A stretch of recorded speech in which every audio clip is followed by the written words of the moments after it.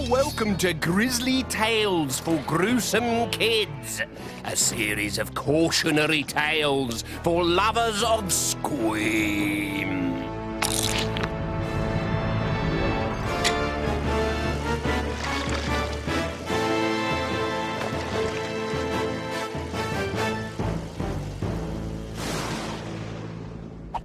I call this tale Her Majesty's Moley.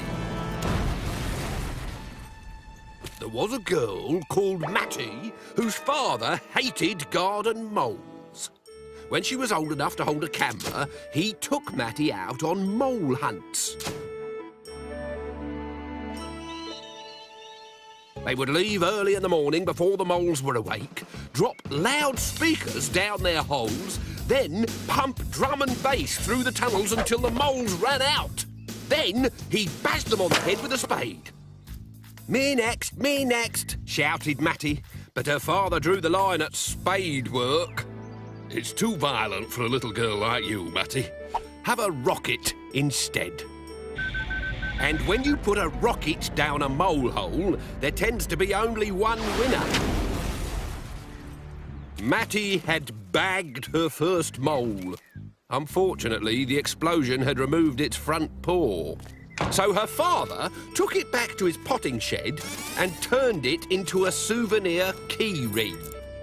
Keep this always, Matty. Let it be a permanent reminder of our mole-mangling days together. Oh, I shall, Daddy.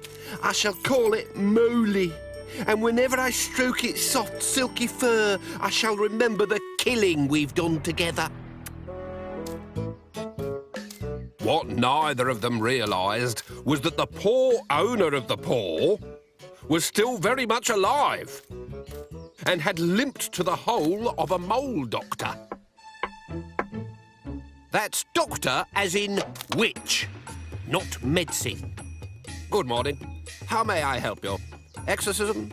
Curse? Voodoo doll? Or haunting? Do you do revenge?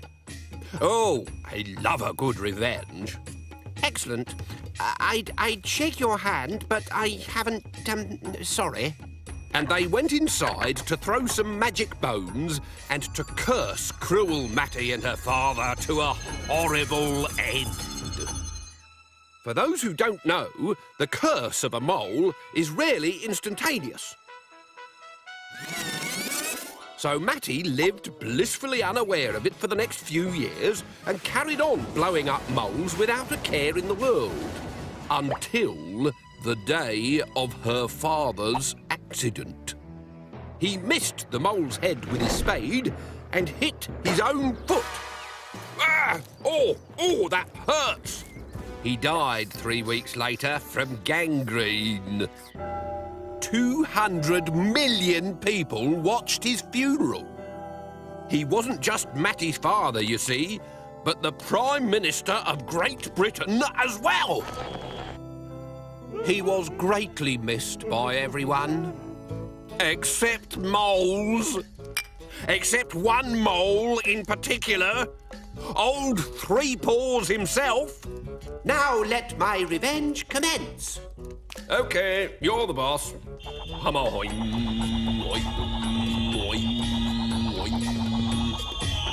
It was after the funeral that Matty noticed it was gone.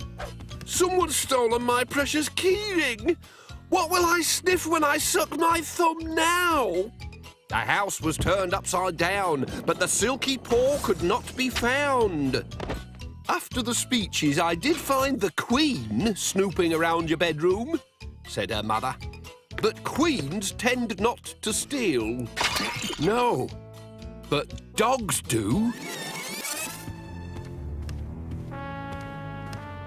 Matty suspected the Queen's corgis.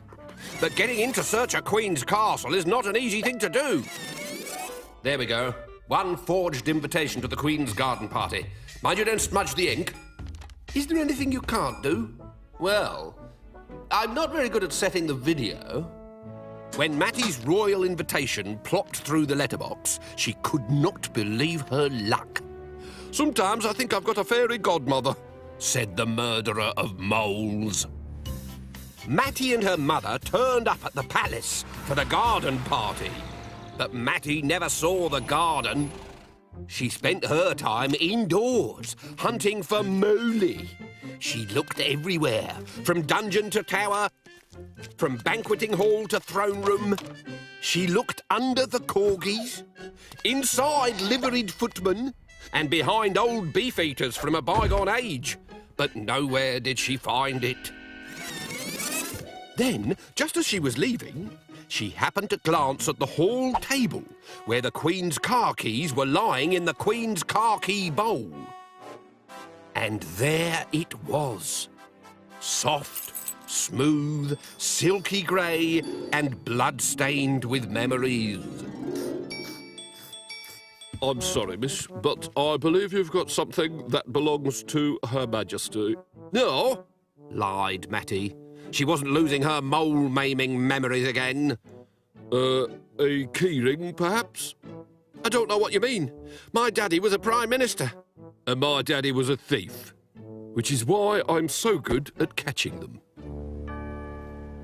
She was charged, tried, and sent to prison for 3 years. But the Queen paid an unexpected visit to her cell.